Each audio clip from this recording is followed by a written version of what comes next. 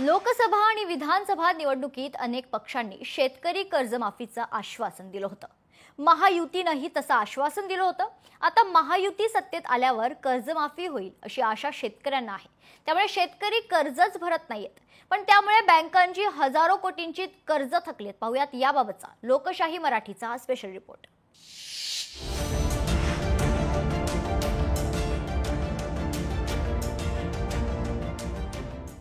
आश्वासनांमुळे कर्ज थकबाकीवर शिक्का।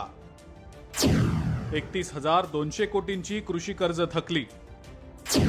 कर्जमाफीच्या आशेवर महाराष्ट्रातले शेतकरी। महायुती असो की महाविकास आघाडी, या दोन्ही बाजूंकडून निवडणुकांमध्ये मोठमोठी आश्वासनं देण्यात आलेली होती। लाडकी बहीण योजनेसह अनेक वचनं देण्यात आली होती। त्यात शेतकऱ्यांची कर्जमाफी करू हे सुद्धा महत्त्वाचं आश्वासन दिलं गेलं। महायुतीचं सरकार सत्तेत आल्यावर लाडकी बहीण योजनेचं आश्वासन पूर्ण केलं, मात्र शेतकऱ्यांच्या कर्जमाफीचा निर्णय अद्याप झालेला नाही। त्यातच आताही शेतकरी कर्जमाफीसाठी अनेक आंदोलनं सुरू आहेत। त्यामुळे कर्जमाफी होईल या आशेवर शेतकरी कर्ज भरण्याकडे पाठ फिरवतायत।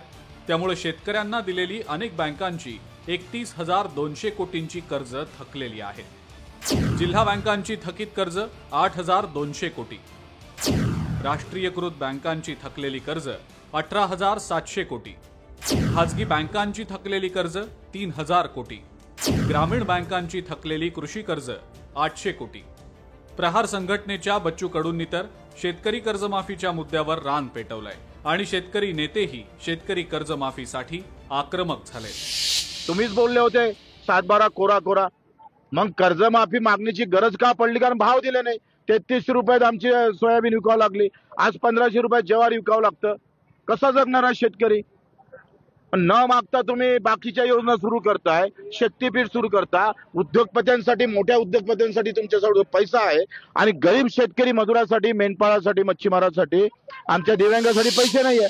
मतदानाच्या अपेक्षेपोटी केलेल्या ह्या घोषणांमुळे शेतकरी मोठ्या प्रमाणात अडचणीत आले, सहकारी संस्था अडचणीत आलेल्या आहेत, सोसायट्या अडचणीत आलेल्या आहेत आणि सहकारी बँका सुद्धा अडचणीत आलेल्या आहेत। जबाबदारी सरकारची आहे, ती सरकारने निस्तरावी आणि तातडीने कर्जमाफीची घोषणा करत शेतकऱ्यांचा सातबारा त्यांनी ज्या प्रकारचं आश्वासन दिलं होतं त्याप्रमाणे कोरा करावा। तो जर त्यांनी केला नाही तर महाराष्ट्रामध्ये शेतकऱ्यांचा प्रचंड उद्रेक आला, या सरकारला सामोरं जावं लागेल। एकीकडे शेतकरी कर्जमाफीबाबत महाराष्ट्र सरकारनं एक समिती स्थापन केली आहे, तर दुसरीकडे त्यासाठी आंदोलनही सुरू आहे।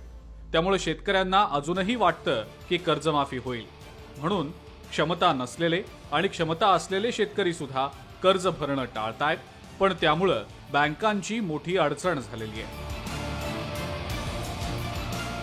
ब्युरो रिपोर्ट, लोकशाही मराठी।